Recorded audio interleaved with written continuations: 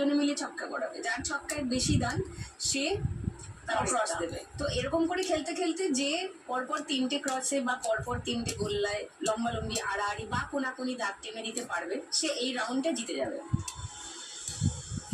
এই রাউন্ডটা জিতলে উইনিং অ্যামাউন্ট কত?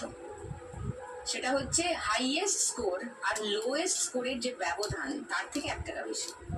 ওকে, হাইয়েস্ট স্কোর হলো 10,210 বৃষ্টি, আর 4 জনের মধ্যে সব থেকে কম হলো তনয়ার 4,600।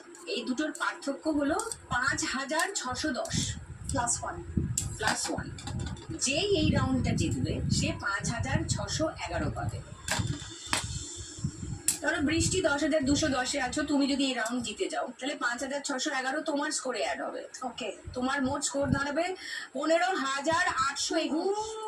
15,821 টাকা পেয়ে যাবে, সঙ্গে আরো 1 লাখ টাকা, কারণ তুমি পুরো খেলা জিতে যাবে।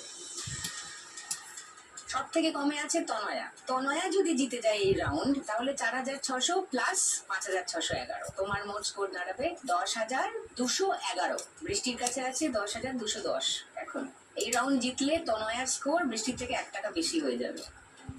1 টাকা 16 আনা বাজি মাত। 1 টাকার জন্য তনয়া আজকে খেলা জিতে যাবে, সঙ্গে 1 লাখ টাকা। তাহলে বুঝতে পারলে যে এই রাউন্ড যে জিতবে সেই জিতবে আজকে। ডিসিশন নিয়ে ফেলেছি।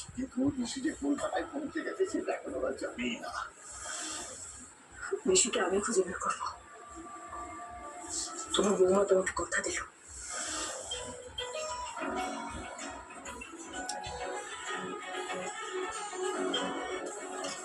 হ্যাঁ দীপ্তি বলো।